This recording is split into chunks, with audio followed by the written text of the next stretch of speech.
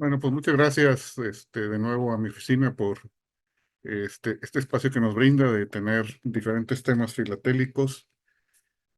Hoy voy a platicar sobre este tema que creo que es un tema que no se ha tocado y que creo que es un tema relevante. Tengo que decir que no es la primera vez que hablo sobre este tema. Ya hace algunos años lo toqué en la Sociedad Filatélica Regiomontana en Sofirrey, de donde pues, somos socios varios de los que estamos aquí. Y ahora lo amplié, ¿verdad? Ya con más información y más detalles. Es un tema sensible, definitivamente. Yo he estado trabajando en temas de ética desde hace muchos años, quizás unos 15, 20 años, por mi trabajo académico. Se empezó a desarrollar mucho este tema, principalmente a raíz de la cuestión de la compañía esta de Enron, que tuvo un tema ético bastante fuerte que quebró, ¿verdad? Debido a ese tema. Y se ha pues hecho un tema que en el área de negocios y en el área, y en diferentes áreas de la actividad humana, pues se ha tenido que actuar. Incluso estoy en el Comité de Ética Institucional aquí en la universidad en la que estoy, en CETIS. Y bueno, cuando Henry dijo, ¿quién quiere algún tema o que ofrezcan algún tema? Dije yo, bueno, este es un tema que tengo por ahí, simplemente pues lo que. Entonces vamos a platicar sobre ética filatélica, relacionada específicamente con la filatelia y ética para cada área de comportamiento y de negocios y de comportamiento humano. Entonces, busqué representar cada uno de los temas que voy a estar tocando con alguna estampilla, no necesariamente va en línea. Y vamos a empezar pues platicando un poquito sobre alguna definición, eh, quizás no la mejor, definitivamente, puede haber muchas otras, sobre lo que podemos entender como ética filatélica. Sí, esta es una definición propia, sacada de diferentes lugares, con diferentes fuentes, definitivamente, para poderla integrar y que tenga sentido para la filatelia. ¿Sí? Y aquí ya cometí un error de dedo, filatélica, me faltó ahí, pero bueno.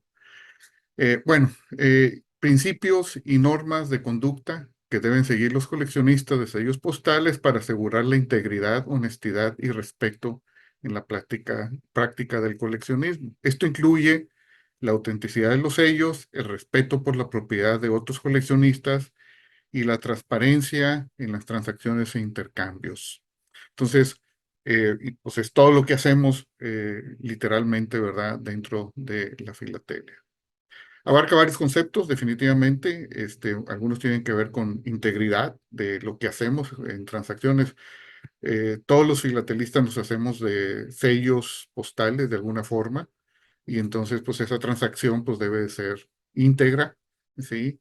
Tenemos que respetar también lo que es la propiedad intelectual. Vamos a platicar más a ratito sobre esto, como en filatelia pues esto también tiene algún efecto. Y también hay que ver cuando hacemos una transacción, pues la veracidad de la descripción y en la venta de los sellos, que se hable de lo que es el sello, lo que tiene, sus características. Sobre todo hoy en día que muchas transacciones pues ya se hacen en forma digital. Yo recuerdo una época en la que todos los sellos los querías ver por delante y por atrás con lupa, eh, verlos con mucho detalle precisamente porque pues, querías ver la calidad del sello. Hoy en día esto pues, ha cambiado mucho precisamente por las condiciones en las que vivimos y la tecnología que ahora tenemos. Hay un código de conducta de la FIP, no sé si ustedes sabían, la Federación Interamericana de Filatelia tiene un código de conducta donde en cierta forma busca regular eh, estos temas de ética en la filatelia. Y ellos en lo particular, pues enfatizan la honestidad, la integridad, el respeto mutuo entre los coleccionistas, comerciantes y otros actores de la comunidad filatélica. No me voy a poner a repasar todo el código, ustedes lo pueden ver en la página de la FIP. Y busca principalmente, fíjense, esto es una parte interesante, mantener la confianza pública en la filatelia y asegurar que las prácticas comerciales sean justas y transparentes. Como que me da la impresión que el código está más orientado precisamente a la parte comercial, ¿sí?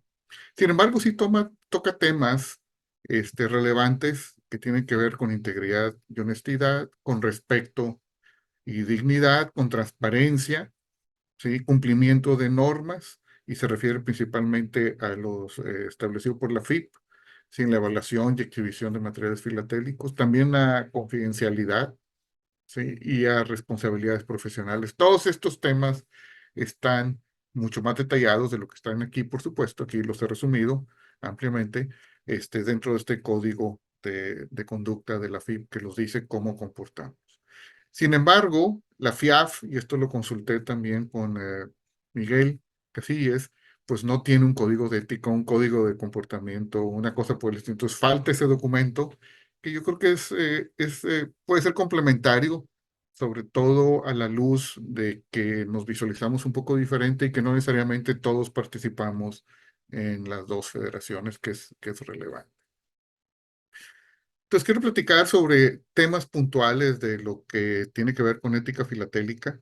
Y aquí yo hice una clasificación que podría haber más temas, por supuesto, simplemente sobre temas que son los que tradicionalmente me he encontrado en literatura de hace mucho tiempo y de actual también, y en los códigos que acabo de comentar. Y hay otros, ahorita vamos a ver otros, por supuesto, que están relacionados con filatelia, pero aquí vamos a hablar de plagio, de falsificación, sobre todo en el área de fraude, ¿sí? De las transacciones, dilemas filatélicos. Hay veces tenemos algunos dilemas de cómo actuar y cómo reconocer piezas. Sobre el expertizaje, eh, hay que recordar que cuando tenemos una pieza valiosa, pues y tenemos potencial duda de que sea real, verídica, cierta, pues siempre nos recomiendan expertizarla, pero eso también tiene algunos conceptos relevantes. Y luego también quiero proponer algunos principios éticos en la filatelia que vale la pena que todos los tengamos presentes. Entonces, primero, lo que es plagio, se puede cometer plagio tanto de forma deliberada, o sea, intencionalmente, o de manera inconsciente por desconocimiento del concepto. Es muy común hacer copy-paste, como le llamamos, y entonces encontramos algo en alguna parte de Internet y lo tomamos y lo ponemos y lo dejamos ahí y no ponemos la fuente. Eso pues es plagio, ¿verdad? Y en muchos países se considera delito. Por ejemplo, ustedes van a ver constantemente en mis láminas que estoy presentando, pues fuentes, ¿sí? Este, este eh, documento que está aquí abajo es de la Universidad de Costa Rica. Saludos, Fernando, Luis Fernando. Yo lo uso mucho en mis cursos. Gracias.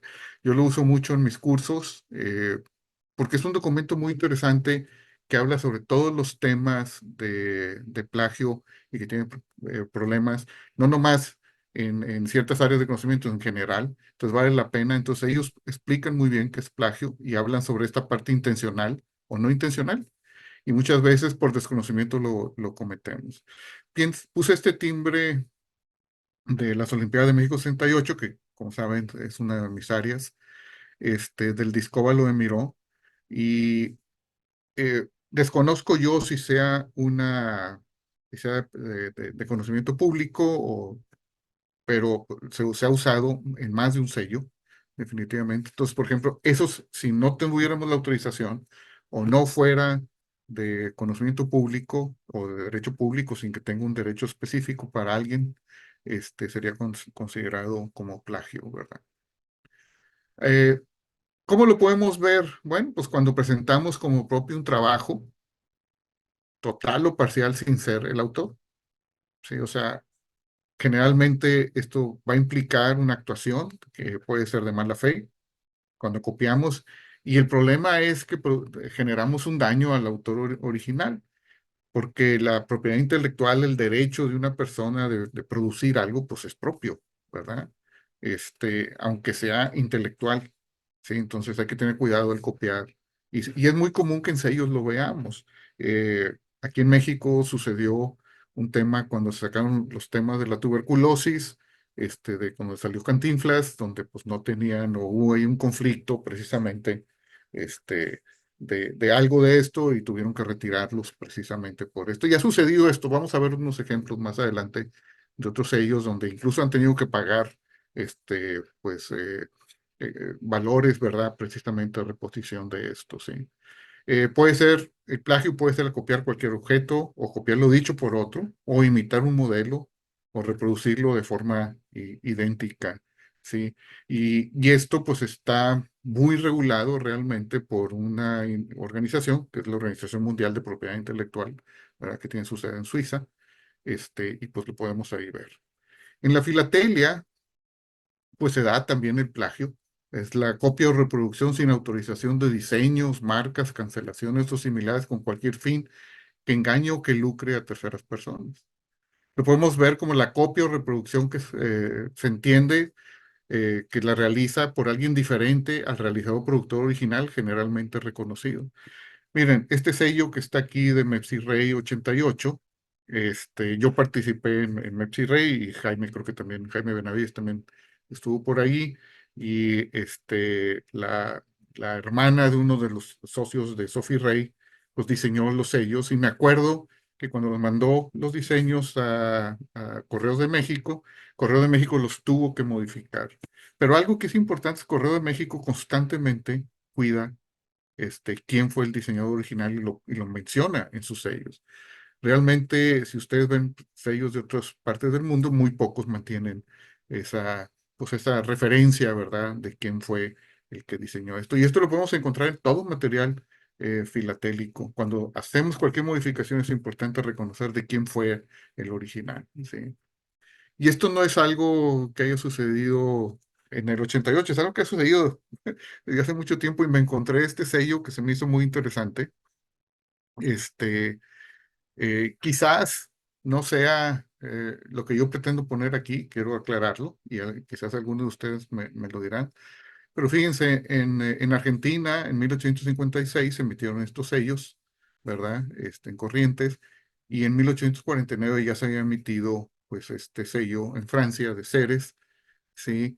Eh, Quizás no son iguales, ustedes dirán, bueno, es que la carita es diferente, pero son muy parecidos. Entonces, eso, desde mi punto de vista, pues representa un plagio y es muy aceptado en la filatelia, constantemente cuando este tipo de cosas se presentan. Aquí tienen otro, de Uruguay. Este es un sello que fue hecho, de Newfoundland en Australia.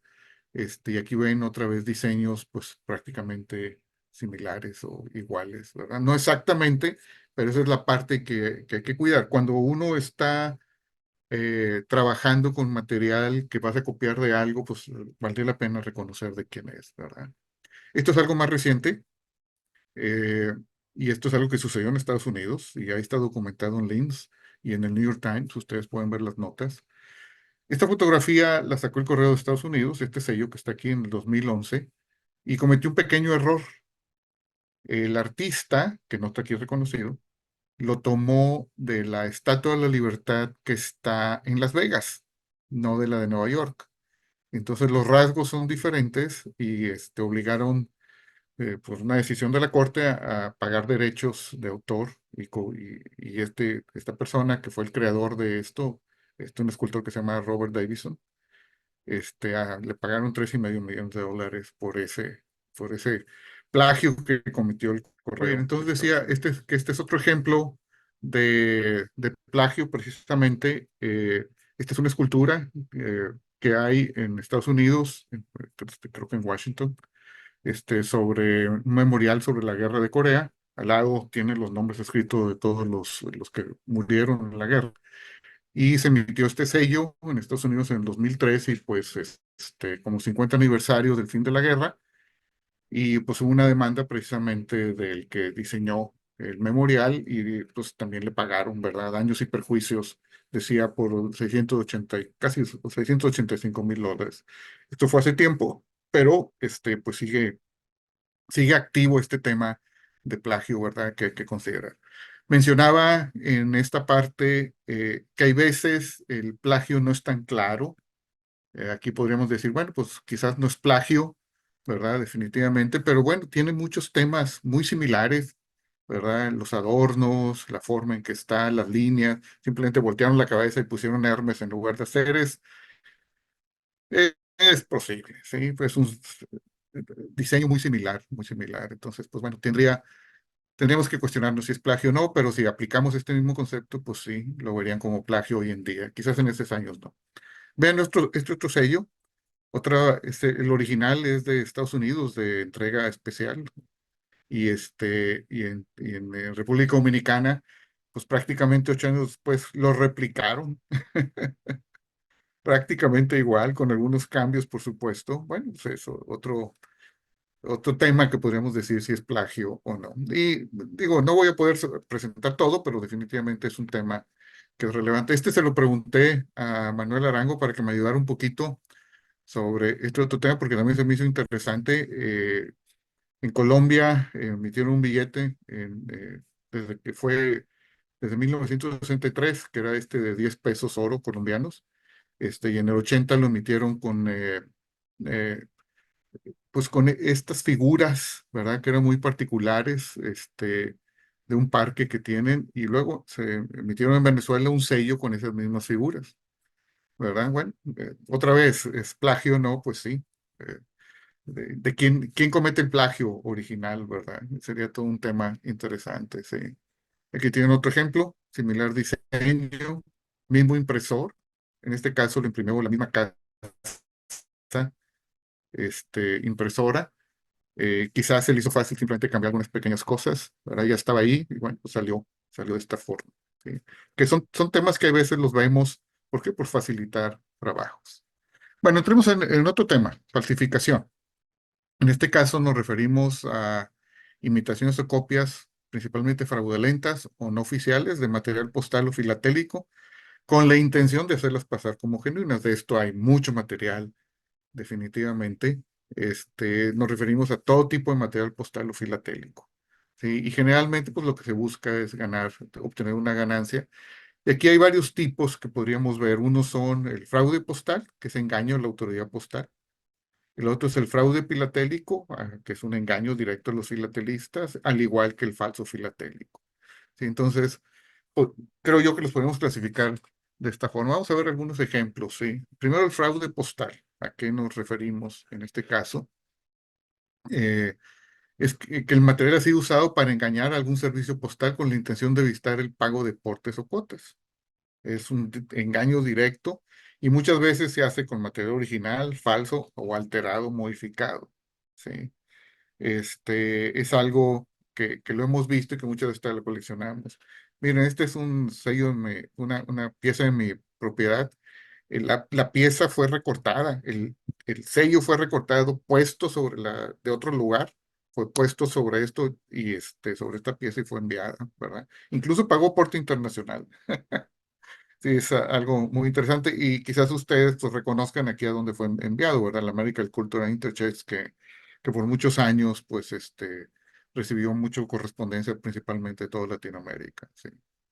Un fraude filatélico es material que ha sido modificado o producido para hacerlo ver como genuino sin serlo, con las intenciones de venderlo como original a filatelistas y coleccionistas. Hay un engaño específico a coleccionistas y filatelistas, y el material puede incluir pues prácticamente todo lo que coleccionamos, ¿sí? Aquí tienen una lista, probablemente no completa, pero puede incluir muchas de estas cosas. Aquí tienen un ejemplo de este fraude filatélico de la emisión de Isabel II, de 6 cuartos. Fue falsificado desde 1854 por Jan Desperati. Ustedes quizás ya hayan escuchado este nombre, entonces hay que tener cuidado con este tipo de material que se presenta, ¿sí?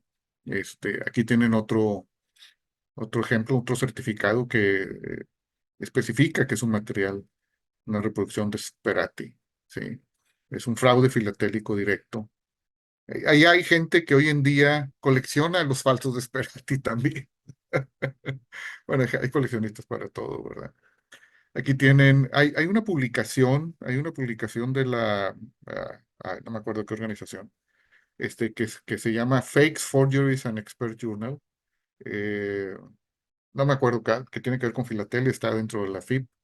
Eso se pueden comprarlo y de vez en cuando sacan un librito con falsos filatélicos como los que estoy mostrando aquí. La diferencia en el primero es que las perforaciones con estrella no se usaron y en el segundo es que el timbre original es imperforado y a alguien se le ocurrió hacerlo bonito y perforarlo, ¿verdad? Pues para venderlo como una curiosidad adicional. En los falsos filatélicos, pues es material que ha sido reparado, ¿verdad? Y otra vez tiene que ver con engaño a los filatelistas. Aquí pueden verlo. La carta es auténtica, a la que se le ha cambiado el sello por un 19 cuartos auténtico y un matasellos falso. Esto también lo vemos mucho en piezas de México, hay que tener mucho cuidado. Este, entonces, pues aparentemente se ve bien, pero pues es un falso filatélico, ¿verdad? Aquí tienen uno de México en específico, como mencionaba. Voy a, eh, que tiene una cancelación sobre marcas falsas, el timbre y la carta son genuinos. Este es de Twin. De Twin fue un falsificador de sellos mexicanos que operó en Mérida por muchos años hasta que lo detuvo la APS, la American Philatelic Society, y recabó todo el material y operó pues, por, no sé, 30 40 años, ¿verdad? Vendiendo material de este tipo. Y hay mucha gente que pues todavía tiene este material. Todos los sellos en este caso son sí, genuinos, pero las sobremarcas o las cancelaciones han sido alteradas. ¿Sí? Entonces, a veces los colores, hay veces un proceso químico, sobre todo al paso del tiempo, que muchos de estos sellos pues van cambiando, ¿verdad? Por el mismo tiempo, ¿sí? Y el material y con lo que fue utilizado, entonces hay veces pues los logran alterar químicamente, ¿sí? Otro ejemplo, ¿sí? La cancelación es falsa de AMAPA, o sea, ¿sí? Es un de Twin, pero pues la sobremarca es verdadera. Entonces, cosas así nos encontramos. Si seguimos con esto, vamos ahora a platicar un poquito más de ética en el sentido de cosas que suceden en subastas, ventas, intercambios, ¿verdad? Y hay que tener esta ética. Yo recuerdo que alguna vez leí, ahora unos 20 años, un libro que hablaba sobre, eh, en Nueva York creo que hay una calle que se llama Hudson o algo así, que es una calle de puros comerciantes filatélicos y alguien de ahí, que fue comerciante en esa zona, escribió este libro y hablaba de que el gobierno de la ciudad de Nueva York no se preocupaba mucho por lo que sucedía ahí como en otras áreas. ¿Por qué? Porque había mucho respeto, ¿verdad? Y honradez al hacer las cosas. Creo que eso ha cambiado mucho hoy en día. Sí. Y sobre todo el momento que vemos subastas, ventas, intercambios, pues vamos a encontrar diferentes cosas que puedan suceder. Sí. Entonces, el intercambio a través de estos medios nos permite a todos hacernos y deshacernos de material que queremos o que no queremos, ¿verdad? Entonces, hay cosas que son desde muy baratas, ustedes lo han visto en las dispersiones. Entonces, vamos con su filatélico y postal al mejor postor. Generalmente es una venta pública organizada en material filatélico y postal, adjudicando a la persona que ofrece, como lo sabemos, pues el precio más alto, ¿verdad? Y vale la pena definirlo para saber exactamente de qué estamos hablando. Entonces, en estos temas, pues hay varios tipos de subasta. Y es importante porque cada uno va a presentar diferentes potencialidades o problemas éticos. Sí, está la puja ascendente, que es el tipo inglés, el que va subiendo el precio, la descendente en el que empieza alto y va bajando hasta que se decide que lo acepte el vendedor, ¿verdad? El precio. O el comprador, perdón, bueno, cada uno va un poquito diferente. En sobre cerrado, que es la silenciosa, o con precio de reserva, donde si no se llega a ese precio no se vende. También ya sabemos que están las presenciales o a distancias. Y hoy en día, pues es online, teléfono, electrónica, hay muchos medios precisamente para que este tipo de subasta suceda. La venta es donde se comercializa el material, es compra-venta del material filatélico y tradicionalmente es a un precio acordado. Puede ser de manera pública o privada esta venta, ¿verdad? Y luego está el intercambio, que lo hacemos pues, quizás de forma privada entre dos personas, donde es un trueque realmente de material filatélico. Y bueno, todo esto pues puede presentar diferentes potencialidades. Entonces, fíjense algunas situaciones y quizás reconozcan estas casas filatélicas o de subastas, ¿sí? Y lo voy a leer porque yo creo que es la forma en que hay que explicarlo. Dice, hasta 1997 existió un cártel de comerciantes que operó cerca de 20 años en Nueva York, en subastas tipo inglesas, subastas abiertas donde se grita el precio que se desea pagar hasta que se obtiene el valor más alto.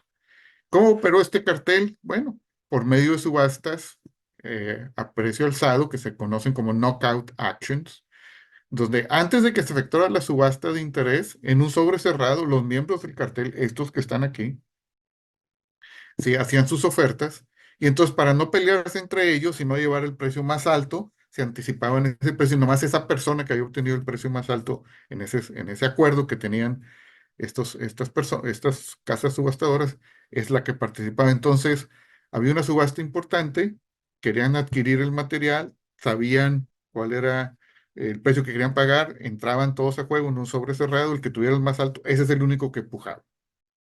Entonces eso pues llevaba pues a ciertos problemas éticos definitivamente porque pues no era algo abierto y no empezaba a moverse el precio, ¿verdad? Incluso esto tuvo un problema de antitrust en Estados Unidos y pues pues todos fueron pues multados, ¿verdad? Por ese proceder, ¿sí?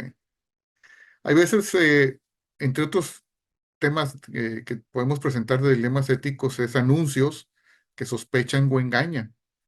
Miren, en los 50, el fundador de Stamps, la publicación esta que fue así bastante importante, denegó la publicidad en su revista a una casa de subastas llamada Shannon, una unión de compra de timbres, ya que sospechaba que algo estaba mal con esa empresa, lo que luego, al tiempo, resultó cierto. Entonces, también, pues es un dilema. Pongo el anuncio, no lo pongo de alguien que sé que quizás no sea, pues, completamente ético, ¿verdad? En su forma de ser. Otro tema en subastas, hay algo que se llama, bueno, ya lo expliqué, lo que es el tipo cartel, como el ejemplo que puse anterior, ¿verdad? También le llaman ring bidding en algunas partes, ¿sí? Y esto se ha perseguido, ¿verdad? Porque distorsiona el mercado, principalmente no todos los gobiernos lo ven así, pero sí en algunas partes se ve así. En la compra-venta, pues el material falso podría ser un dilema ético, o sea, ¿qué tal si este material es cuestionable? O sea, yo no tengo conocimiento de eso cuando lo estoy ofreciendo o cuando lo está comprando, es una práctica común. Entonces, vale la pena, sobre todo en material de cierto valor o de ciertas características, ¿verdad? Que pues sea revisado con mucho más cuidado. Esto acaba de pasar este año.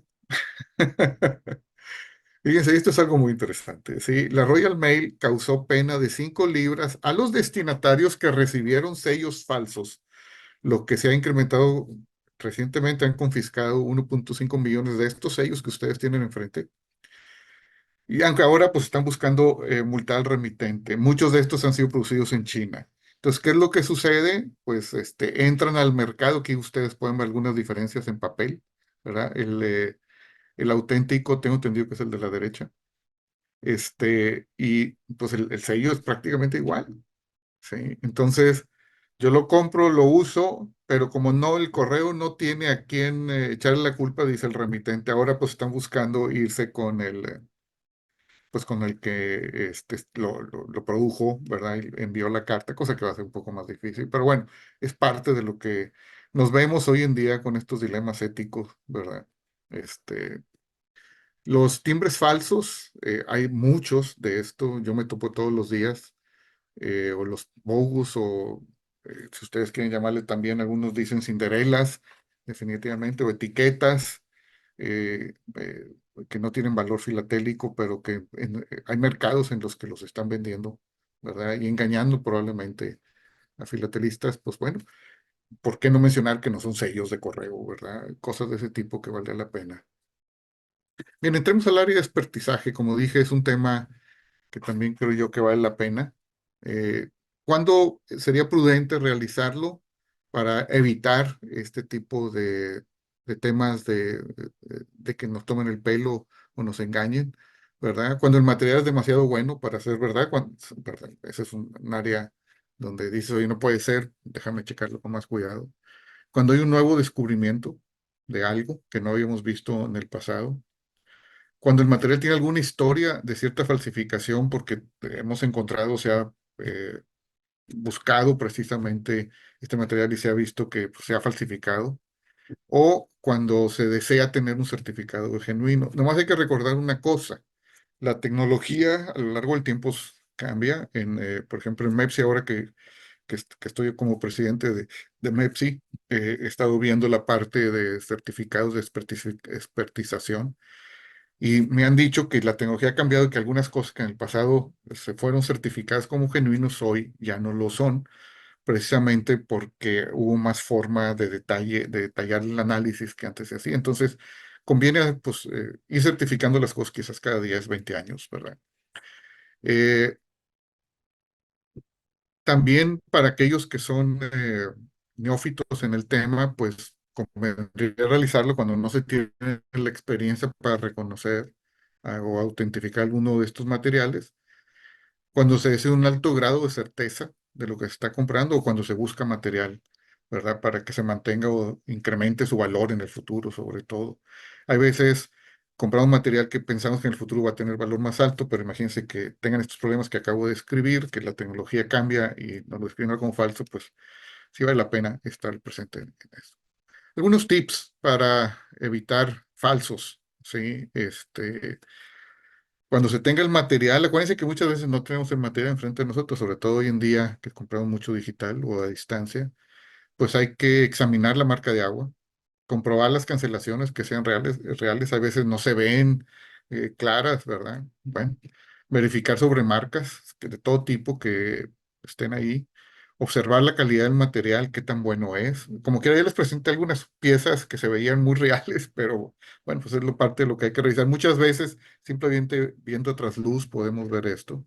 Revisar la goma, si es que tiene y que tenga sentido, colores, texturas, textos, viñetas, perfines, estilos y fonts. Por ejemplo, en perfines es muy común pues que se dejaron de usar y siguen saliendo o los perfines no son iguales porque algunos son más caros que otros, es algo que puede suceder, ¿sí? Tener cuidado, atención a precios baratos o ofertas, tener cuidado de comerciar con comerciantes prestigiosos, conocidos, etcétera, ¿verdad? Ustedes pueden ver aquí esta lista más extensa definitivamente y hay que evitar que ese material entre al circuito filatélico en el que todos estamos. ¿Sí? Aquí tienen otro ejemplo. En Canadá tienen yo no sabía hasta que empecé a investigar este tema. Recientemente, como les decía, esto ya es más reciente, muchos de estos temas, aunque esto lo he venido haciendo desde hace muchos años. Tienen un archivo precisamente para identificar piezas falsas. ¿Sí? Y lo tienen abierto, ustedes pueden entrar a esta parte de Canadá, a la Biblioteca de Archivos de Canadá, ¿sí? Y en donde les explican diferentes sellos que ellos han visto precisamente para cuidar el mercado filatélico. Entonces, quiero proponer algunos principios filatélicos, ¿sí? Uno es, pues hay que tener dignidad, honor y tradición filatélica en el momento que estamos haciendo cualquier cosa que tenga que ver con filatelia. Hay que tener constantemente la ética en mente y en todas las situaciones. Hay que buscar el interés filatélico con principios éticos y morales siempre. Hay que ver el equilibrio entre la legalidad y el propósito. Y hay que recordar que la reputación se obtiene de acuerdo al comportamiento de las personas. Y que no todo mundo es un filatelista de alto nivel. La mayoría no lo somos.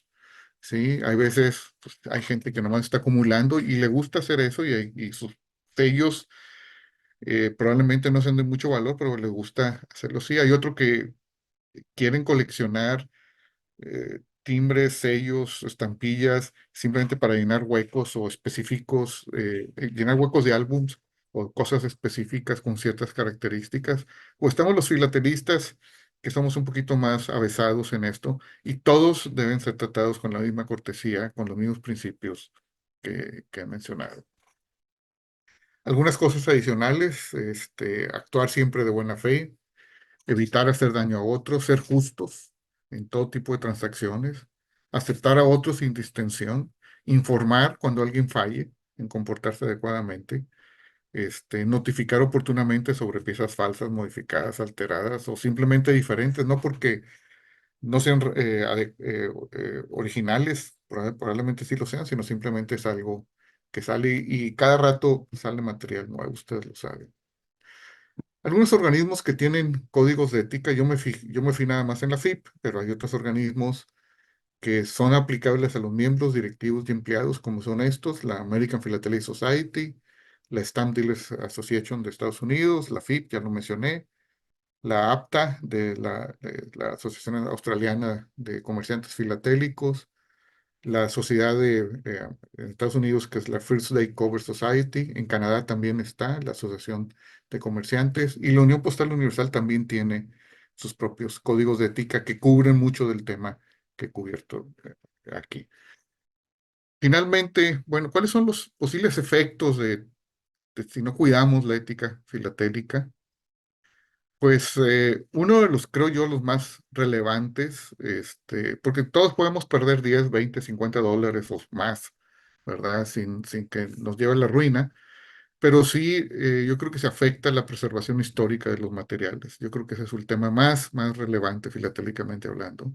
También viene el de decepción y desconfianza de la persona al momento que está haciendo transacciones, sobre todo si es nuevo y no conoce este tipo de temas, sí. El tener una referencia negativa también afecta sobre todo al comerciante o al coleccionista que quiere deshacerse de ese material y no lo marca adecuadamente. Hay una pérdida de valor definitivamente. En algunos lados, como ya lo vieron, se considera como un crimen, ¿sí? Y puede ser que sea perseguido definitivamente. Y por último, quizás, aunque no deja de ser relevante, sobre todo ahora que pues, cada vez somos menos filatelistas o menos coleccionistas o acumuladores, como ustedes quieran, pues es dejarlo, ¿verdad? Dejar la filatelia. Sí. Algunas fuentes que consulté adicionalmente a los códigos que les puse ahí son estas. Creo que vale la pena revisarlas para entender pues, diferentes cosas que quizás aquí no sean completamente aclaradas. Y pues bueno, pues agradezco su atención, espero que haya sido de interés, que les haya dado pues alguna pista sobre diferentes temas aquí de ética filatélica. Muchas gracias. Gracias, Jorge. Ah, Yo antes, sé que no es un tema completo, definitivamente hay mucho más, pero bueno, de perdido para crear interés y alborotar un poquito la conversación sobre esto. listo, ahí hay unas manos en alto. Martín, Hola, ¿qué tal? Bueno, primero, excelente, la verdad que me gustó mucho, muy bien llevado, muy interesante. Ahí, bueno, a mí particularmente, obviamente, como escritor filatélico, el tema del plagio y todo eso me toca muy sensiblemente. Hay dos cosas que a mí me interesaría saber un poco cómo lo tomaría. Primera situación de que se me ha dado es que yo en mis libros hago imágenes de algunas piezas postales y me ha pasado que los dueños actuales de las piezas me han llamado y se quejan porque yo pongo la foto de la pieza y no los nombro a ellos como poseedor actual de la pieza. ¿Y cuál es el tema? Que esa pieza, en el 90% de los casos en mis libros, eran piezas que originalmente eran de mi colección. Yo saqué el escaneo cuando eran mías. De hecho, desde que eran mías hasta que llegó al poseedor actual, cambiaron 8 veces de mano y la mayoría de los casos de los cuales me cuestionaron ya ni siquiera son actualmente el poseedor de la pieza. Entonces, de acuerdo a eso, sería imposible hacer un libro poniendo ninguna foto porque tendría que hacer todos los meses una nueva edición del libro modificando quién es el dueño de la pieza, lo cual sería ridículo. A mi entender, eso no es plagio, no entra en ninguna cosa de ese tipo. ¿Por qué? Porque es un poseedor eventual de una pieza filatélica que puede cambiar de mano en cualquier momento. O sea, esa es la primera pregunta. O sea, me gustaría que me digas desde el punto de vista conceptual o alguien que tenga un concepto de eso, hasta qué punto eso es coherente, no es coherente, se puede considerar plagio o no. Y la segunda situación, una situación curiosa que me pasó. Yo escribo, digamos, los libros, como son varios tomos, los divido en colecciones.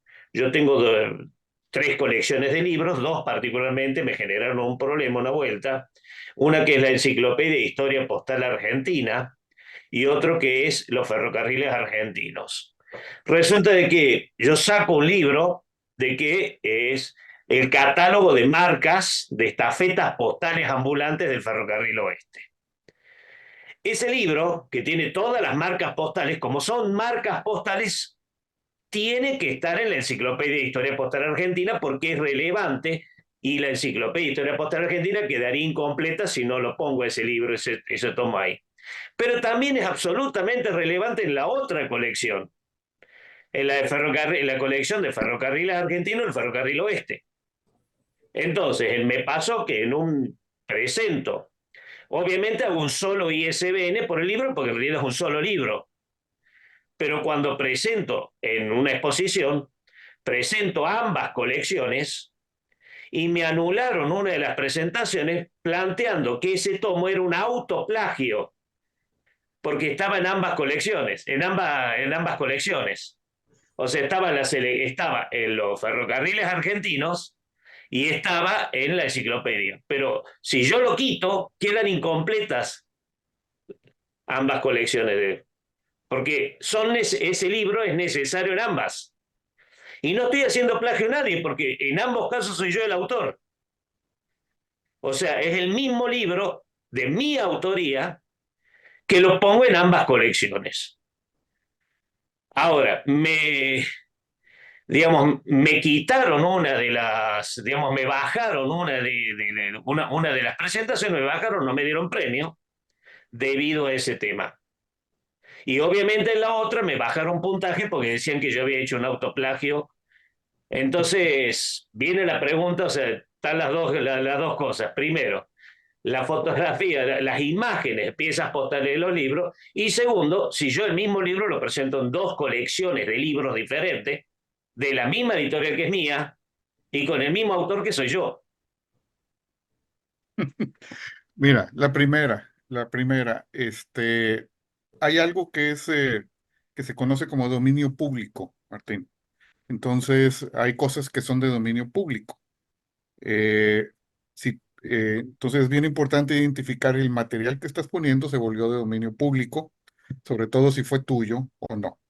Como lo más probable es que no sea de dominio público, aunque fue emitido por el correo y todo lo que tú quieras, sobre todo porque tú lo tuviste en tu poder, lo que yo me defendería es poniendo ex de quién fue la colección y en qué momento. Ex de en este año. Esa es la forma en que puedes hacer la referencia del material. Es ¿Y cómo la forma en hago que en yo lo he caso visto. de piezas que no se sabe de quién fueron porque simplemente se publicaron en algún lugar en Internet, pero no se sabe el dueño? Pon la referencia del internet. Exacto, aparte, perdón, sí, él tiene que tener también el derecho del autor Sí, registrado para reclamarte también. Es que el otro o no tiene hay el una, derecho, porque es un hay- poseedor eventual de una pieza. sí, pero entonces tienes que ver. Entonces no existe la demanda. Sí, no existe. Pero tienes que Bien. ver, hay algo que es de dominio público o commons rights. Investígalo un poquito porque si lo buscas en internet simplemente tienes que poner la referencia de eso. No todo el material que está en internet es de dominio público. Hay veces pensamos eso, pero no es así.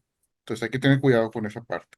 Si tú tuviste el material, fue de tu propiedad, tú lo escaneaste en tu momento, simplemente tienes que decir, en este momento este material era, o sea, le pones ex del Prato y ya, y la fecha, y ya, en ese momento era tuyo. Si después cambió de mano, pues sí puede ser.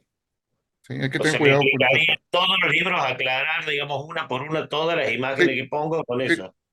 sí, por desgracia sí. Lamentablemente sí. Porque en algún Ahora, momento eso va a cambiar de mano, de hecho han sí. cambiado de mano y no tengo forma de saber quién es el dueño actual. O Exactamente. sea, es Pero en el imposible. momento en que tú lo sacaste, sí sabías de quién era. Esa es la Es parte más, hay importante. mucho material que me lo han pasado amigos, me Entonces, pasaron escaneo y ni siquiera recuerdo quién me lo pasó y me lo pasaron de buena onda, ni pidieron de que yo le ponga el nombre, me han pasado y honestamente no tengo la más remota idea de dónde salieron las fotos entonces, algunas. en el futuro lo que tienes que hacer es cuidar que el que te pase material precisamente para evitar estas reclamaciones que te han hecho, pues que lo registres de alguna forma Claro, en el bien. SCA. Y la No, porque segunda me parte, la han dado en muchos casos, viste, de muy buena onda, sin ningún tipo de petición. claro, claro, simplemente es para que, lo que pasa es que cada vez esto se va a hacer más complicado, ¿sí? Lo del autoplagio es un tema también que en la academia se da mucho, ¿sí? O sea, utilizas algo que, de un material que utilizaste en otra cosa, en algo nuevo.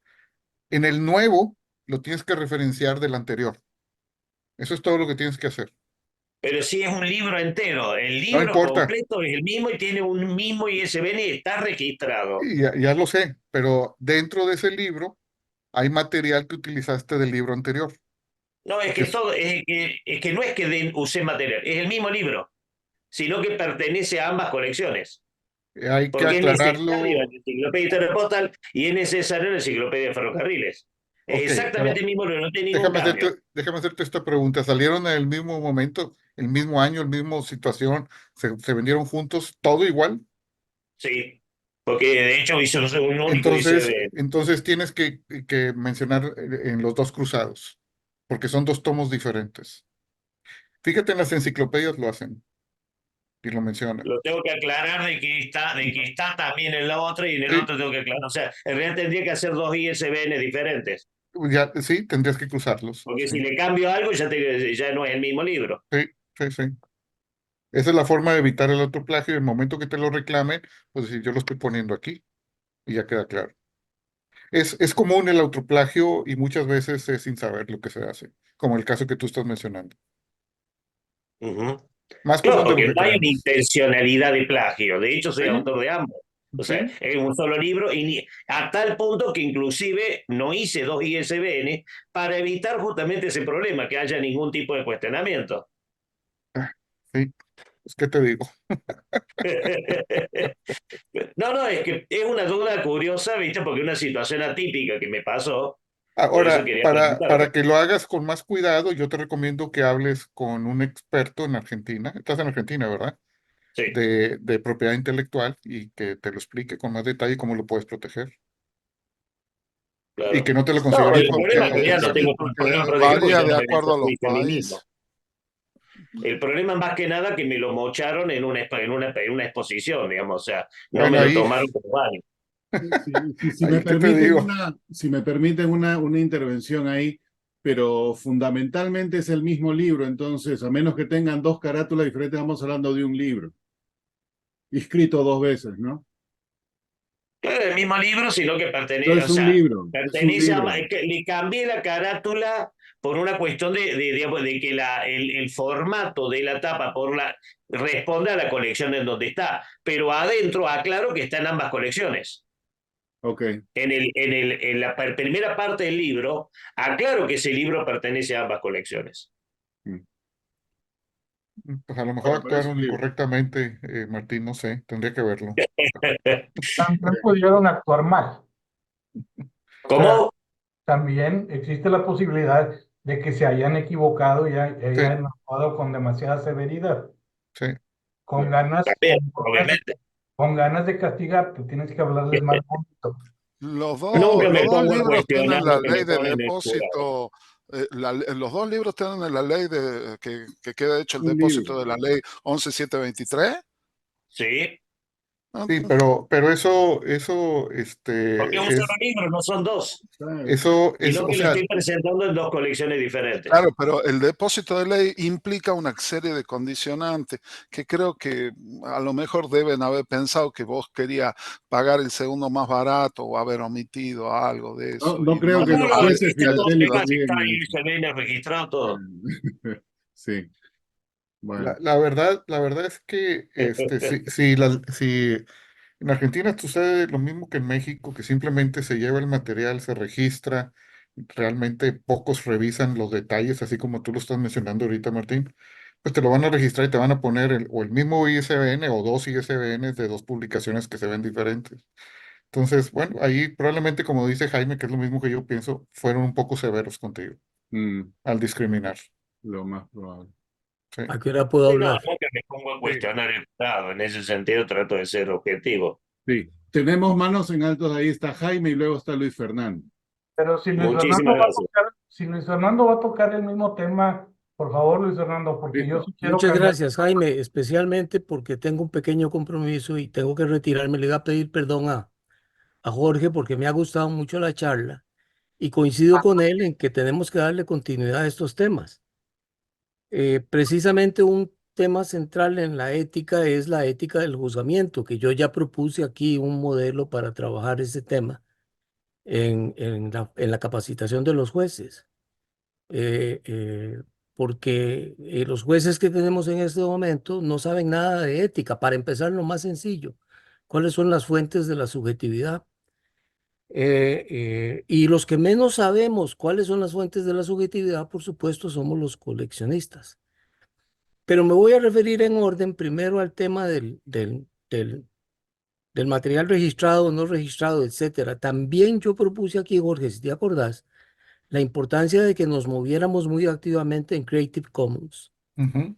E incluso les conté cuál era mi propia experiencia en Creative Commons y la forma en la que uno al final termina contribuyendo con Creative Commons, porque se trata de que la propiedad intelectual se comparta.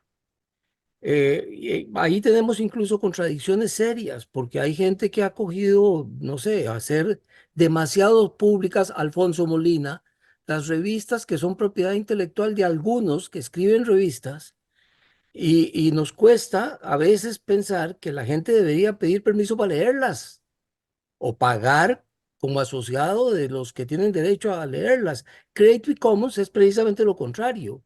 Es decir, hagámoslo, decidamos qué compartimos y lo compartimos. Exacto. Eso es algo que se puede, se debe hacer, pero creo que ahí va a depender por mucho tiempo más de los intereses individuales que de una decisión colectiva.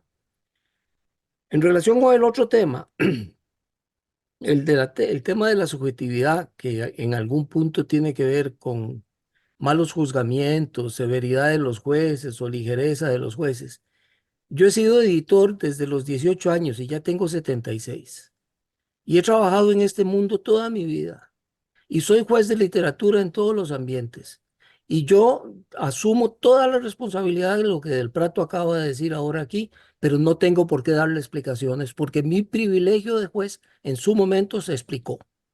Además, está escrito por regla, yo no tengo por qué andar diciendo cuál fue el mecanismo en público, pero tampoco él, porque nadie le mochó nada, ni nadie le hizo ningún daño, ni lo mataron.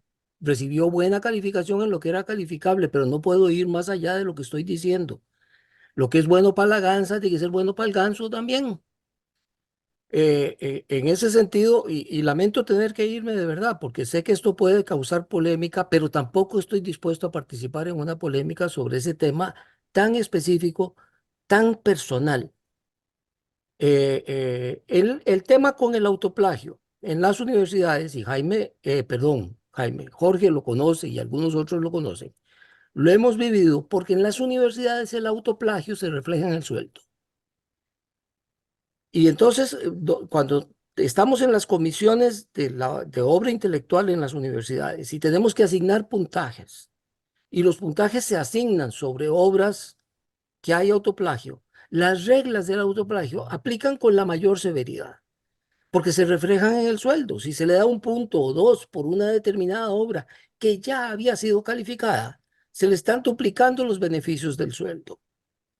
Y eso existe en muchísimas universidades, en prácticamente todas las universidades públicas en América Latina, en España, en algunas de la Europa Latina, por supuesto. En Estados Unidos también. Bueno, entonces esas normas son las que yo como editor viejo y curtido aplico cuando me encuentro un autoplagio en una publicación filatélica, que no son frecuentes, más bien son poco frecuentes, muy poco frecuentes. ¿Cuál era el riesgo? Y es lo último que digo sobre el tema, Jorge, si me lo permitís. Adelante. Premiar dos veces el mismo trabajo. Y ahí termino. Gracias de todas maneras por la oportunidad, por lo lindo de tu aporte, Jorge, por el esfuerzo y lamento de verdad no poder quedarme. En unos minutos me tengo que ir. Les agradezco montones. Un abrazo, Luis Fernando, que te vaya muy bien. Igual, un abrazo para vos. Bueno, buenas noches. Ahora sí, Jorge. Ah, perdón, Jaime. Jaime.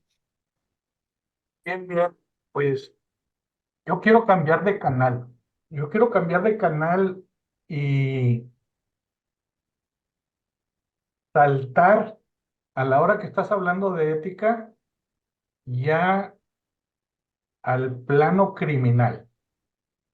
Y creo que como referencia y simplemente para complementar lo que presentas hoy como ética, quiero presentar un caso extremo de algo que hemos vivido con algunos comerciantes en particular. Ahí sí me reservo nombres, Henry. Pero aquí no, porque es público.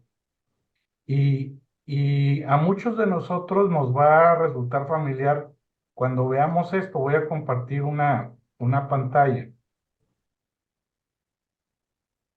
Ustedes me dicen si... Oh, claro. Entonces, los que nos acordamos del caso Afinsa en España, Ujú. es un caso en que ya no puedes hablar de ética, ya es criminalidad. Ya fue unas personas que usaron a la filatelia con ánimo de estafar a todos esos que ven ustedes protestando. No sé si sean filatelistas o no, pero al final del día eran inversionistas que buscaban un rédito a sus ahorros y que esta gente, con la promesa de darles más que el banco invirtiendo en sellos postales, perdieron sus ahorros. Fue un fraude millonario y pues no quería dejar pasar el hecho de que hoy se hable de ética eh, sin tocar el tema de Afinsa. Porque ese es el caso extremo, pero yo lo he vivido. No a esos extremos, obviamente, pero sí con comerciantes que pierden el control de su administración en cuestión de su negocio y empiezan a hacer un esquema piramidal donde te empiezan a pagar eh, a ti como consignador con ventas de nuevo material que están recibiendo y llega un momento en que ya no tienen recursos para pagar todo el material consignado. Y eso se repite, es una rueda que se da y no va a terminar, o sea, porque digo, si lo crees a los rumores, hay 3, 4, 5 casas comerciales que van para allá.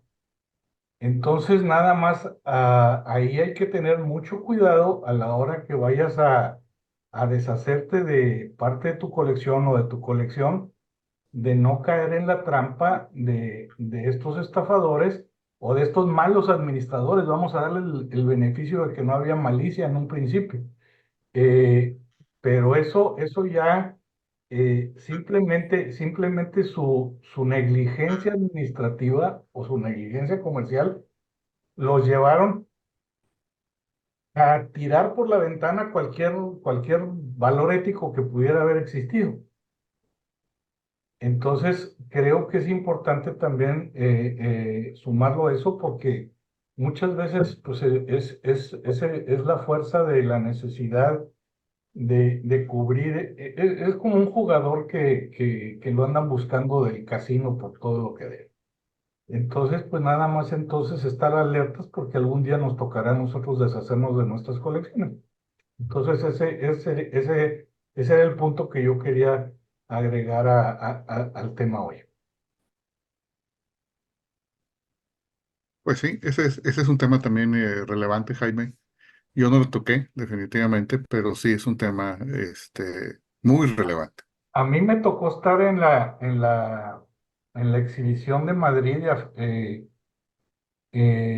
mundial, donde Afinsa tenía un pabellón de 2 pisos, Mm. con restaurante.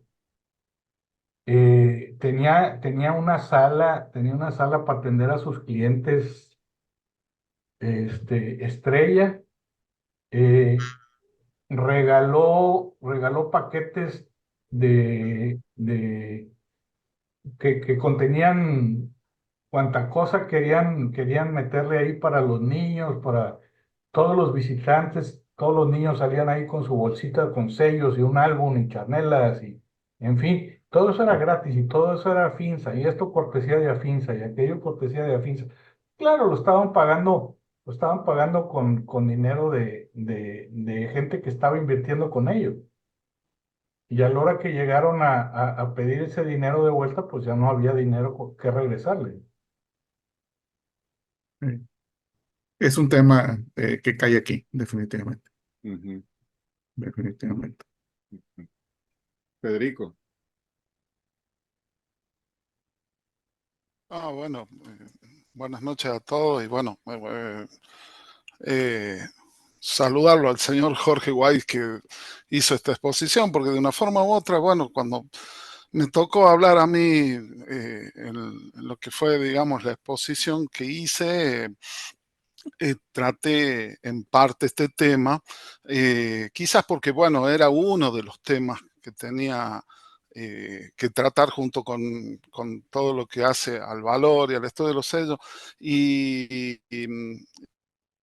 bueno, también tratar de proponer, ver si muchas veces podemos comenzar a hacer cosas de manera conjunta, sabiendo que inclusive, por ejemplo, yo, por ejemplo, en Argentina me retiré de 2 centros filatélicos porque estaban vendiendo material falso. Ampliar el tema del señor Jorge Weiss, decir que, bueno, las leyes obviamente en México lo deben asistir o se deben entender de alguna forma. En Argentina, como yo había expuesto, la ley 11.179 en sus artículos 188 y 189 habla del manejo, del tránsito del material falso, eh, tanto creo que fiscal como los sellos de correo y el material filatélico, en los cuales está estipulado, pero de pronto, quizás como un filatelista más y también muchas veces viendo muchas cosas, como uno más del montón, por ahí tengo que ponerme yo contra una institución a decirle las cosas y es gente que generalmente está mucho más relacionada filatélicamente que uno y se comienza a hacer como lo que se sabe llamar la cultura de la cancelación, a decir, bueno, a este no le des bolilla, o a este tema lo dejemos de un costado, o a este, bueno, creo que entre todos juntos tendríamos que ver porque el mundo cambió. Seguimos viendo, se incorporaron leyes, forma de ver los sellos, forma de clasificar los sellos, hasta forma de catalogar realmente los sellos, a diferencia de lo que se hace hoy, que yo sigo interpretando que no son catálogos, son listas de precios, a excepción, por ejemplo, de aquellos filatelistas que son autores y tratan un tema específico y lo desarrollan.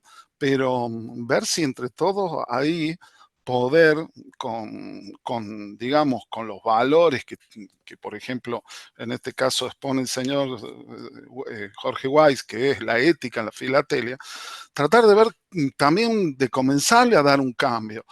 Yo, por ejemplo, hablaba con algunos inversores en otro orden y todo lo demás, y cuando se colocaban en el tema de estampilla, ustedes vieron que hay mucha gente de negocio que dice, bueno, mira, sí, pero y el tema de los sellos postales, porque yo quisiera guardar, y siempre vuelve el tema que trata el caballero, el señor Jorge Benavides, que dice el tema de Afinsa. Hoy todo el mundo accede a la computación y lo ve al tema de Afinsa y mete miedo, cuando en realidad fue una triste, digamos, un triste sistema que lo que se usó. Muchas veces ahora ha pasado, no sé, en sus países, pero acá en Argentina ha pasado con el tema de la inversión en criptomonedas, ¿no es cierto? Que varios agarraron y le dijeron, bueno, mira, no te puedo pagar.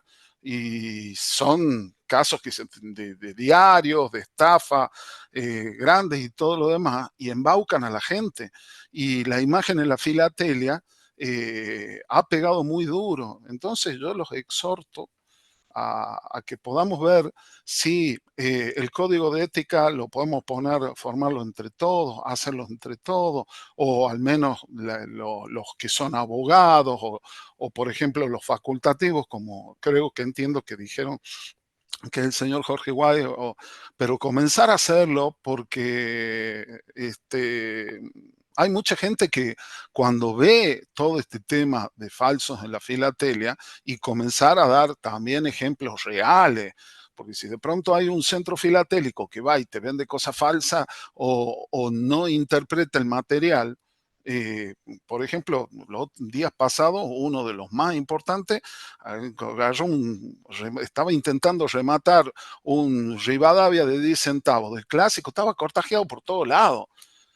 Tenía más corte que la calle acá, Corral Quemado. Entonces vos decís, bueno, y decía algunos detalles.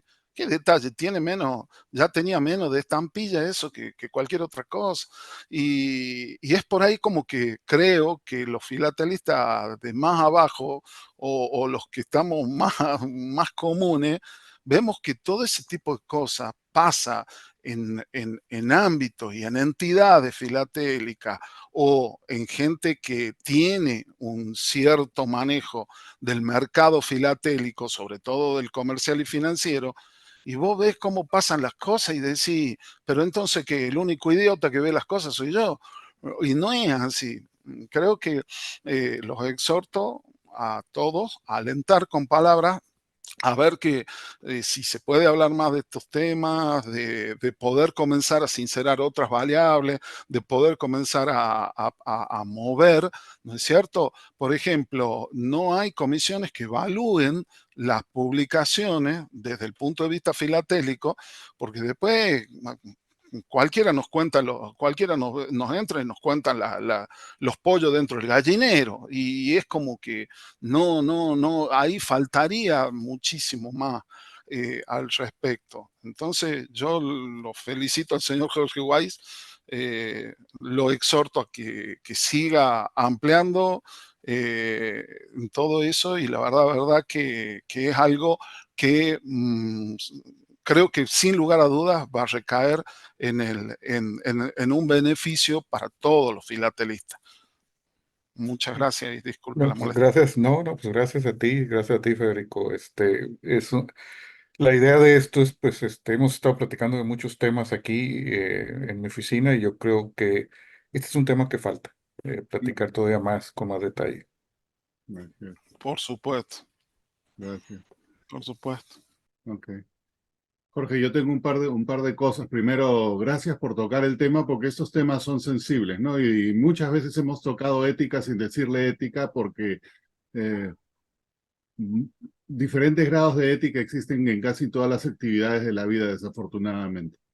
Eh, para ir a un par de cosas puntuales, me gustaría ampliar un poquito más el caso de Martín.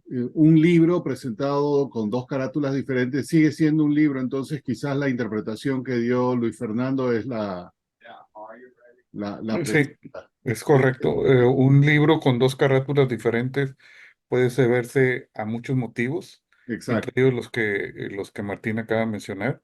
Lo tradicional es de que sean de ediciones diferentes. exacto. O la referencia cruzada, como bien mencionaste, Ujú. ¿no? Sí. Eh, la otra cosa que mencionó Martín, que es bien vigente para mí en otro ámbito, eh, piezas que fueron de una colección propia y que luego pasan a ser de colección de otra persona. A menos que uno tenga pues una bola de cristal o un pitonizo, jamás va a poder actualizar y hacer un cambio. Así que poniendo esa referencia a una dimensión de tiempo a la obra que generalmente existe, ¿no? En la contraparte se dice este Ujú. libro a tal año, entonces ya queda en la otra persona probar de que era el dueño en esa época, que no lo va a hacer, y si pone el Así es, disclaimer que tú pusiste, eso es santo remedio y creo y así siempre va a es. pasar, siempre alguien se va a quejar, entonces pensando en esa queja, mejor poner el parche antes. Sí, sí, sí, Esa es la Sí, exactamente, me- sí. me- si me Mira, permitís, en las subastas, Henry, es muy común que eso haga. así es. Precisamente en piezas de valor o de importantes o relevantes, le ponen los principales dueños que ha tenido, precisamente por lo mismo. Exactamente. Y también eso como que le da cierto pedigrí, ¿no? Fue de Así es. fulano, mengano y lo que fuera, y Ujú. entonces le levanta ahí. Y una tercera parte en la parte de ética, aparte de ser un tema sensible, como en todo en la vida, todo empieza por uno.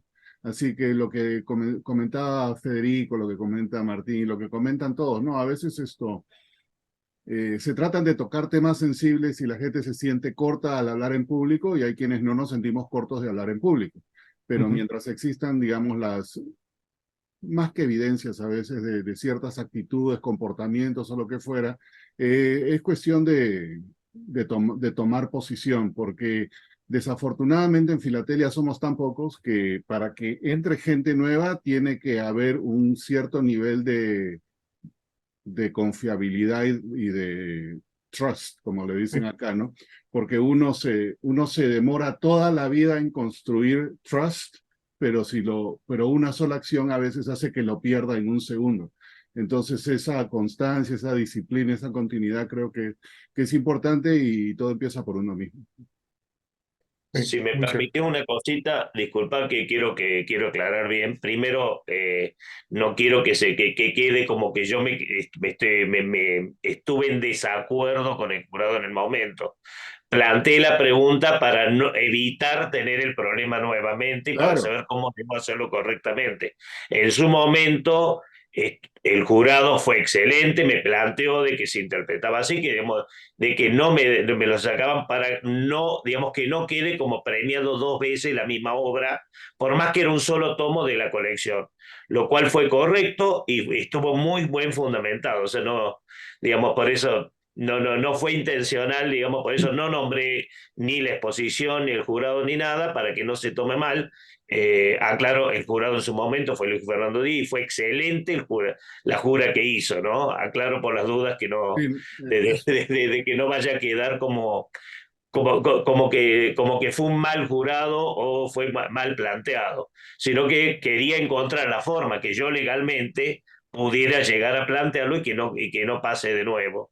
Pero en su momento, la jura que hicieron de mis libros, estoy 100% conforme, me lo explicó muy claramente Luis Fernando, es excelente la calidad de jurado de Luis Fernando y no quiero que vaya a quedar como que lo cuestiono o ninguna cosa en absoluto, por favor, ¿no? no, nos queda claro y precisamente discutir las cosas así abiertas hacen que realmente se vea la honestidad de la conversación. Así que gracias por eso, Martín. Hay un Sí, par no, de por eso. manos en altos ahí, Guillermo. Está en mute, perdón. No, yo nada más complementando tu punto, Henry, yo creo que el tema de las ilustraciones y los créditos en ilustraciones, sí hay que hacer una diferenciación entre las institucionales y las de colecciones personales, ¿no? Al menos esa fue mi experiencia en los libros que he tenido oportunidad de publicar y participar. O sea, muchas veces en las colecciones hay piezas que han estado desaparecidas, si lo quieres ver así, por 20, 30 años, ¿no? Y nadie sabe, la última vez que se supo eran de alguien.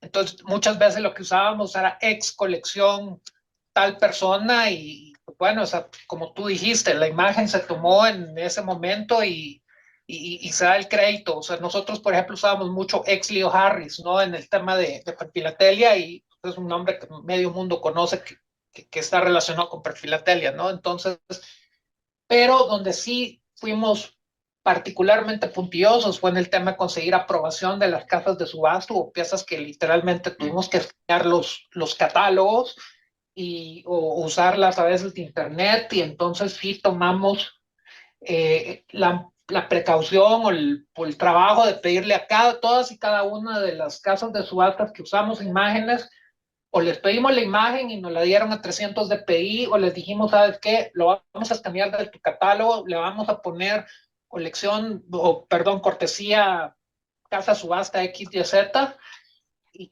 nunca tuve ningún problema con ninguna de ellas. Ninguna me dijo que no. El tercer nivel tal vez es el tema de archivos, ¿no? Que ahí sí, igual, cada archivo va a tener su forma de pedirte que lo pongas y particularmente el archivo de Indias es extremadamente eh, quizás el extremo en términos de cómo poder utilizar ilustraciones de ellos, ¿no?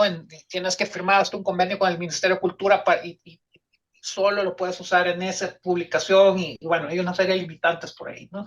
Entonces sí es súper importante y como tú dices, pero sobre todo también distinguir eso, porque realmente pues, como como decían, pues Martín, pues va a haber veces que ni siquiera te acuerdas quién te la dio, pero también hay que ser, hay que tener el criterio, vaya, si es un sello con una cancelación, es poco probable que alguien te venga y te reclame, ¿no? ¿Cuántos de esos no habrá?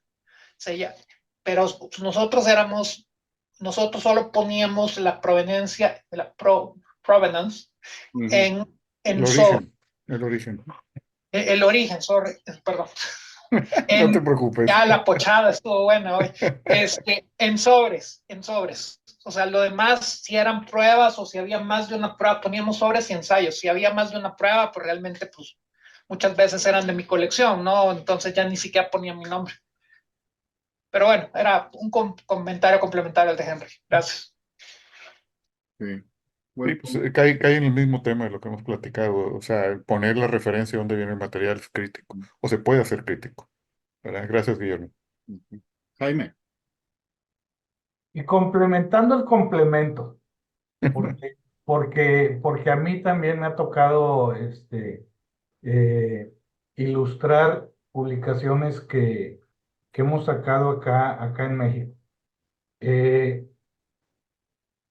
la limitante o hasta dónde llega la responsabilidad, siento yo, de uno como editor, más que como autor, pero a fin de cuentas es lo mismo, porque ahí vamos metidos los dos. Yo pongo una imagen y tengo que decir de dónde salió la imagen. Yo no tengo que poner el pedigrí de dónde era antes, de dónde la saqué yo. Si ese, si ese, si ese esa fuente de donde yo saqué está anticuada o ya hay otro, no, otro dueño o lo que tú quieras, es irrelevante mientras yo cuide el origen y sepa que lo estoy usando y dándole crédito a la persona o a la institución de donde se sacó esa ilustración en el momento que se preparó el libro para publicación. Ya no creo que sea necesario. Y si tú dices, por ejemplo, ex Ferrari, no necesitas poner el año, ya con Ferrari ya le estás dando crédito. Si le pones pues ex quien tú quieras, ex Mazepa, ya no necesitas decir en qué año Mazepa tuvo esa pieza. No, simplemente en algún momento fue Mazepa, pero las veces en que nosotros usábamos eso, como decía Henry, era para el pedigrí, para ensalzar la pieza y decir dónde había estado todo ese- desde que está circulando esa pieza. A final de cuentas, nosotros somos custodios de lo que tenemos. Entonces, mientras tú cuides darle crédito y citar tu fuente de origen, más allá ya no siento que sea responsabilidad tuya. Si le quieres agregar, como en el caso que te acabo de decir, bueno, pues ya es prerrogativa tuya. Pero tampoco hay que llegar a exageraciones. Ahora, eh, todavía estuviéramos, no sé, publicando un libro sobre Harry Potter o lo que tú quieras, ¿no? A lo mejor se habría millones o miles de dólares que en disputa, pero en publicaciones filatélicas, pues yo quiero saber qué utilidades de un libro puede pagar la intervención de un abogado para defender a alguien que esté molesto. Entonces, bueno, también hay que ubicarnos, ¿no? Entonces, bueno, ya con eso creo que ya hablé demasiado y de nuevo, pues, es bueno sacar a, a la luz estas inquietudes y pues sí, eso es en el caso de lo que dices del autoplagio, pues es nada más el tratamiento que quieras darle. Y si usas, para ponerlo en temas sencillos, un copy-paste, porque complementa tu otra obra, pues nada más avisa. Siento yo que con eso es, y llevarlo a extremos de decir esto ya no, te voy a castigar porque esto lo usaste en otro lado. Pues sí, pero yo no, yo puedo usar una llanta en dos coches distintos porque los dos coches necesitan esa llanta para poder andar. Entonces también no voy a tener que decir, bueno, en esta le voy a poner una marca de llantas y acá le voy a poner otra marca de llantas porque porque no pueden ser iguales. No, se requiere. Vaya. Entonces, digo, son criterios pues cada uno los toma hasta donde quiera uno llevarlo, ¿no? Pero bueno, Martín, te deseo buena suerte en publicaciones futuras y pues está en ti ver qué manera vas a elegir para tratar de salvar ese escollo. Te agradezco un montón. Aclaro, en su momento fue muy válido la cosa porque en la misma exposición estaba presentando ambas colecciones. Por eso es que el planteo que decía de que si lo tenían en cuenta en ambos casos, me estaban evaluando con digamos, lo mismo en dos medallas diferentes y podían cometer digamos, el desafuero o la situación de premiarme doblemente la misma obra, por más que era un solo tomo de lo que está. Lo cual me parece que fue correcto y fue válido. El miedo mío es que si lo presento una sola de las colecciones, como recuerden que ya estaba en otra, debemos que me lo vayan a hacer problema. Por eso la pregunta, y aparte para estar tranquilo de que cómo es el punto de vista correcto o legal ante estas situaciones, lo cual Jorge me lo aclaró en forma excelente. Por eso digo, y en la exposición me lo aclararon en forma excelente, por eso que no había nombrado ni la exposición ni el jurado porque no tenía ningún problema con ellos en particular, sino más que nada a ver cómo lo encaraba yo. Desde ya les agradezco la forma, tanto a vos Jaime, como a Jorge, como a Henry, como a todos los que han participado, porque la verdad que me han aclarado muchísimo la cosa. Sí, queda claro, Martín, no, no, no, no. Oye, Está- un tema que acaba de mencionar Jaime y que yo creo que vale la pena puntualizar un poquito, es cuando ponemos referencias, tener la referencia. Ahorita, Henry, me preguntaste sobre esa lámina con algunos nombres y yo tengo la referencia. Incluso te la puedo mostrar ahorita. claro. Eh, ¿Quieres que la muestre? Ah, mándamela espérate. Muy bien, yo te lo envío. Es un artículo académico que salió el autor es un profesor de universidad que se dedica a estudiar ese tipo de temas de antitrust, ¿verdad? Y ahí lo menciona cuál es el efecto que tiene. Entonces, Perfecto. lo relevante siempre es tener, desde mi punto de vista, pues las referencias correctas. Si tomamos un escáner, una fotografía de algo y luego la queremos utilizar, pues tener la referencia de quién era, quién fue en su momento, que eso puede cambiar, claro, claro, es natural, ¿verdad? Perfecto. Sucede con todas las obras de arte, sucede con los timbres, con los sellos, sí, hay que cuidar ese tipo de cosas en esa parte de referenciar. Hay otras donde ya se vuelve criminal, ¿verdad? Entonces hay que tener cuidado también Exactamente. con ello. Totalmente de acuerdo. Ah, Federico está con la mano en alto. Yo también voy a tener una cosa, Federico, si pudiese ser breve. Dale.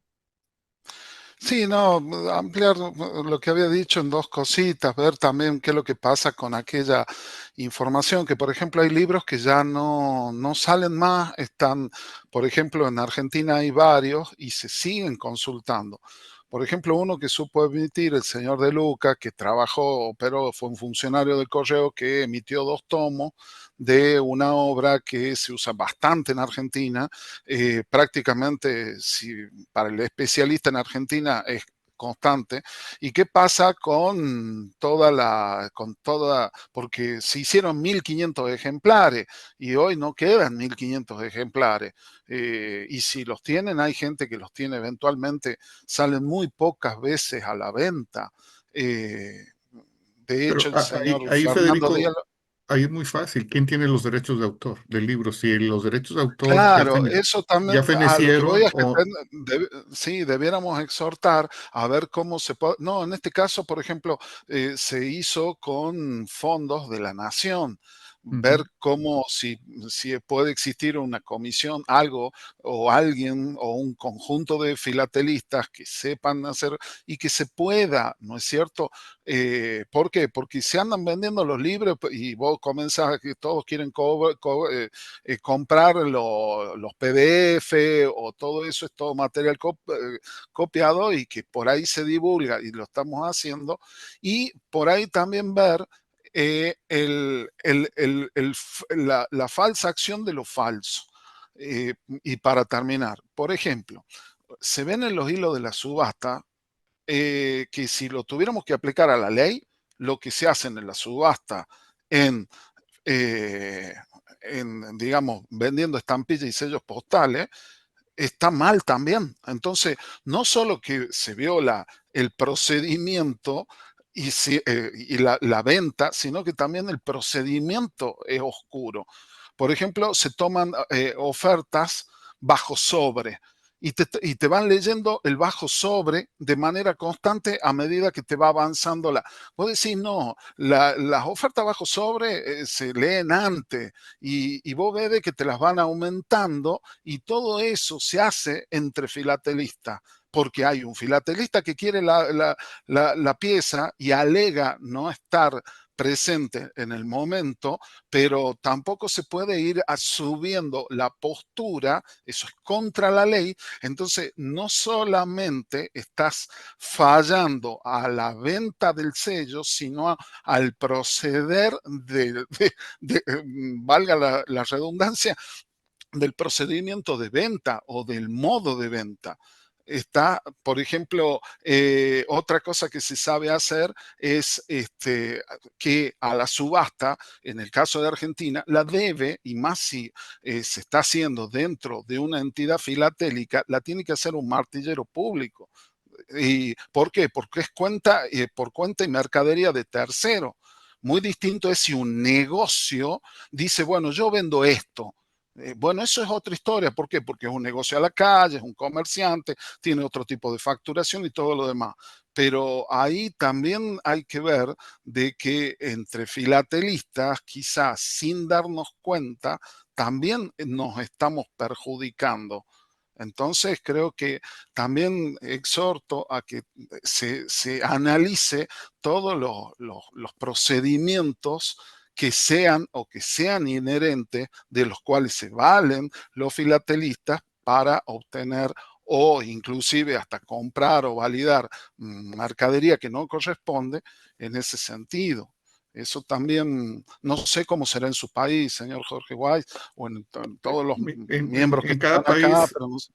en cada país, Federico, hay diferentes reglamentaciones de cómo llevar subastas, ¿verdad? En algunos tiene que ser un subastador profesional, en otros no necesariamente. Entonces ahí puede haberse esas diferencias de lo que tú estás mencionando junto con los procedimientos. Entonces habría que ver la legislación de cada lugar.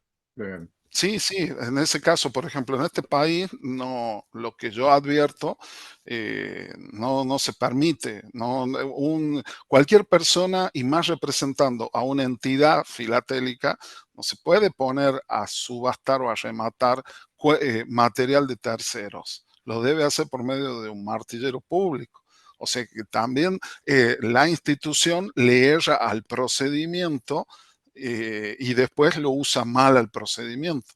Y el único afectado muchas veces son los mismos filatelistas. ¿Por qué? Porque yo, por ejemplo, no sé quién puede haber sido o no quién está haciendo la oferta bajo sobre, por más que no haya supuestamente intencionalidad en hacerlo. Entonces no solamente pasa por la filatelia propiamente dicha, sino también por el procedimiento. Eso quería remarcar. Gracias. Ahí Manuel también está con la mano en alto. Bueno, muchas gracias, Jorge. Pues muy interesante todo tu tema, pero creo que se queda muy, muy corto, porque es que en temas de filatelia hay muchísimo tela que cortar de los dos lados, en cuanto al tema de falsificaciones, en cuanto al tema del mismo comportamiento de la FIB, de nosotros los expositores. Bueno, es un tema muy, muy complejo y muy largo. Lo otro que quería referirme es el tema de las imágenes, por lo menos aquí en Colombia. Hasta donde yo tengo entendido, aquellas imágenes que que tengan más de 70 o 80 años ya dejan de tener propiedad intelectual. Entonces tú las puedes reproducir sin ningún problema y sin que nadie te pueda reclamar que esa imagen me pertenece a mí o me perteneció o que pasó por mis manos. Si ha pasado por ese número de años, entonces ya la imagen es de dominio público y tú la puedes utilizar sin ningún problema en cualquiera de tus publicaciones. Eso era bueno y nuevamente muchas gracias por Es- esta presentación. Definitivamente, Manuel, hay mucho más que discutir sobre estos temas. Yo invito a otros a que desarrollen, ¿verdad? De los que están aquí presentes, si tienen algún interés o experiencias, podríamos incluso armar una presentación de varias experiencias, ¿verdad? De diferentes personas, un show and tell, pero de experiencias sobre esto, Henry, sería interesante. Yo creo que todos la hemos tenido de alguna u otra forma, que nos han tomado el pelo, definitivamente, claro. Y sí, vuelvo a lo mismo, Manuel, que le estaba mencionando Federico. La legislación de cada país puede ser un poco diferente. Aquí en México son 99 años para esas imágenes de dominio público, si no hay una renovación, porque muchas veces los herederos la renuevan. En España creo que es algo parecido. Sí, tiene 99 años y los pueden ir renovando los herederos, ¿verdad? Si les interesa irlo renovando. También hay que ver de muchos de los temas que hemos estado hablando, algo que tocó Jaime, pues Benavides, aunque ya se retiró, es quién quiere defenderlo. Sí, porque muchas veces nomás te reclamo, pero no hay mecanismos suficientes o el valor que se puede recuperar no es suficiente, como los casos que presenté del Correo de Estados Unidos, que sí, pues es una institución grande y que sí pudo pagar, ¿verdad?, los daños que había ocasionado al utilizar material que no era de ellos o que no era de dominio público, ¿verdad? Entonces, sí, sí, ese tipo de cosas suceden. Fíjense, hablando de imágenes en general, Google, ustedes lo saben, Google Maps, ustedes pueden bajar y recorrer las calles. En muchos países, no sé si se hayan fijado, hay casas que dicen, yo no quiero que mi casa, aunque sea pública, salgan esas imágenes y lo bloquean. Incluso ya bloquean personas, bloquean licencias o placas de automóviles, cosas de ese tipo que van precisamente con ese tipo de regulación. Y no en todos los lugares exactamente igual. Entonces, hay que ver cuál es la cosa común, cuál es el dominio público, cuál es la legislación local, y eso pues puede ser un poquito diferente en cada lugar, porque sí existen estas diferencias, definitivamente. Bueno, pues muchas gracias a todos. Creo que ha sido un tema intenso e interesante y que da mucho, mucho más para hablar. Sí, gracias, Jorge, porque este tipo de cosas son las que realmente se deben discutir. No todo es 100% positivo, no todo es 100% negativo y abrirlo Ujú, así para conocimiento de todos y contribuir. Al final de cuentas, esto es lo que hace que realmente avancemos en la dirección correcta. claro, claro. Gracias. Perfecto. Con eso. Excelente, Jorge. Y- Gracias.